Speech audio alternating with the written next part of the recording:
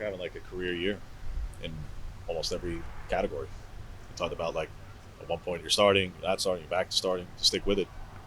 Grab an interception first time in a couple of years. Like, what's this feeling like right now? Where you're putting up, you're delivering huge results.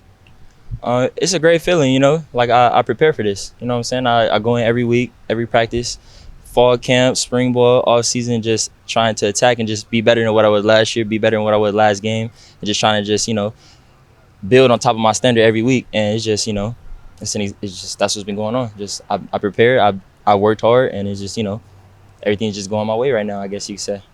You told us in April that one of your goals was to be more disruptive, and then we see that definitely last weekend. Just how did it feel to come through that interception and kind of just disruptive plays you've been making in general throughout this year? Just speaking on that play, it was honestly, I haven't been a part of a game that started off that crazy, but it was a great opportunity. They were in the red area. I got a pick, turnover on downs, and then went down and scored. It was just a great feeling, to help my team win and just help my team succeed. So it was a beautiful feeling, and just we attack the ball every day at practice. So that's a tip off the hat to my coaches, and it's been showing up in the games. So it's just we've been put a heavy emphasis on attacking the football, and that's been one of my goals all year, just attacking the football more than I've done in the past, and it's been showing up. Steve, what's the tattoo, the dedication, hard work plus patience? What's that mean for you? All right, so that's Nipsey Hussle. That's a quote from the song Dedication. So it's just dedication, hard work, and plus patience, and it's just that's something I really just live by every day because you got to be dedicated, you got to work hard, and then sometimes you got to be patient because God's plan. It's not necessarily you might not be ready for. You got to be ready for an opportunity whenever it comes, and you just always just have to just have some patience, but just stick to it, and you never know when your time gonna come. You feel like that's an example of your career here? No, definitely. I just feel like I was one of those guys that had to come in and develop, learn, build on my habits, understand how to go about my business and things like that, and finally, I just feel like I'm at that point to where I'm playing at an elite level, and I'm trying to, like I said, build on my standard, and it's just been exactly that. Heard someone call you Coach Steve earlier this week. How do you feel like you're kind of stepping into your role this year? Being that veteran in the back end and just kind of helping make sure that group comes ready. Mm-hmm. So I have a unique ability. I feel like it's unique where I'm able to communicate really well, like extremely well. I'm able to take things from the meeting room to the field extremely well, and I spread that to my teammates. Like I stand on the sideline, whether it be the 2s or 3s going on, I'm watching those guys reps, and I'm making sure that they're doing whatever they have to do to succeed, make sure they're upholding the standard, running the plays properly. So, like on the field, I can see a correction that needs to be made long before we actually go watch it on film, and I just feel like they notice that because I'm always talking, I'm always communicating to the young guys, to the guys in my room, and they feel that, so they call me Coach D. So is that just a football thing, or do you feel like you're just a great communicator in like all walks of life? Yeah, no, I feel like it's all walks, honestly. Like, so I got my degree in journalism, focused in advertising, and we do a lot of group work and having to collaborate with different individuals, different groups, and have to speak a lot. So I just feel like it's just something I just able to do and all throughout my life and just different aspects of my life. So What is this series meant? Say it one more time. What is this series against SC meant? I mean, to the players in particular, like you were part of the 19 game going down there. Mm-hmm. I don't think you played in the 20 game, but nevertheless, 20 game happened. What does this series against SC mean to the players, especially California guys?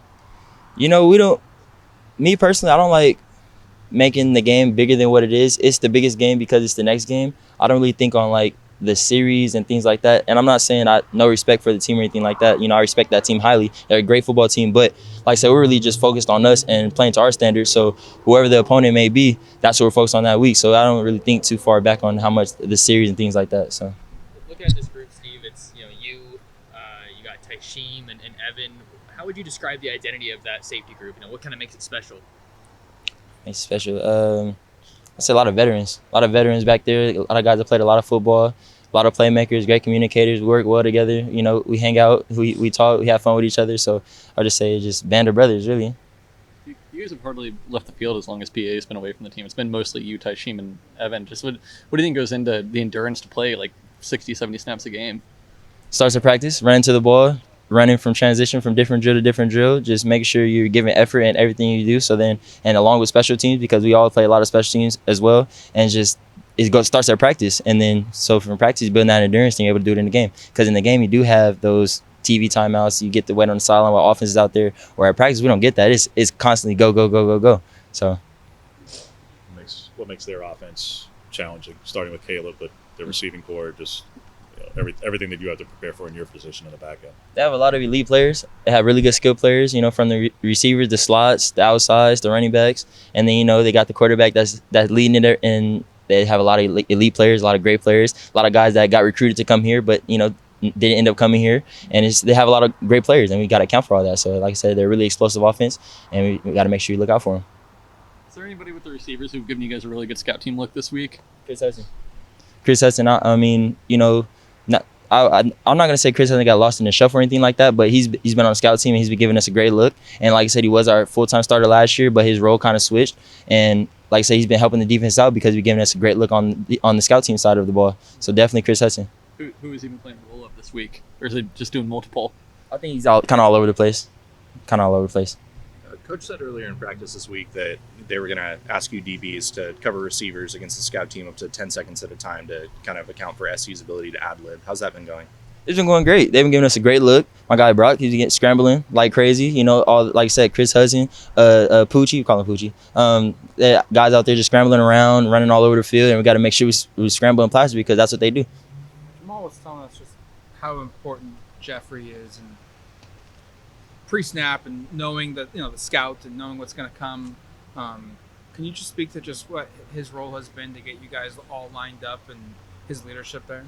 Yeah, he's really the captain, the general of the defense. I mean, I communicate a lot, but this guy communicates a lot more than I do. You understand what I'm saying? And I'm a roommate with him, and he knows everything that's going on. He's elite with his communication. He's elite with his keys, his nuggets that he sees the offense doing. He's elite with talking with the front, the linebackers, and the back end on what's going to happen before it happens, and then we communicate it and we get things going. So I love that guy. He's my roommate. We have a lot of film sessions outside of here, and great relationship, and I love what he's doing, and I'm glad to see him thriving. Jamal talked about the film. How much film do you guys watch together? How much does he watch?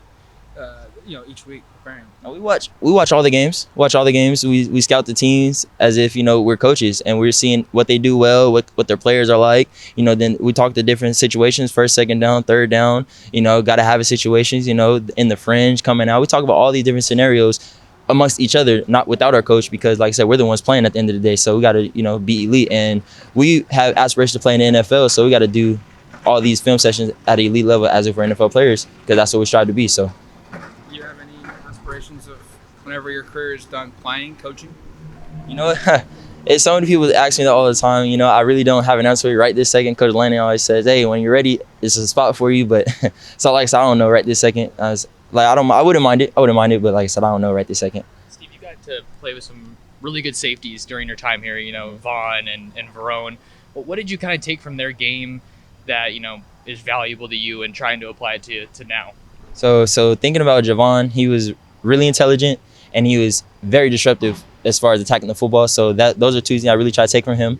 And then Verone, his communication ability and then his ball hawk ability as well. It's just Verone was really intelligent, and just with the pre-snap communication, post-snap, the way he watches film, the way he communicates in the meetings, I just take that from his game as well. And then also Jordan Happel, we're out at practice. Jordan Happel was elite with his communication, and at the time I wasn't as elite, but I took from him and put that in my back pocket as well. And it just cultivate from a lot of those different guys.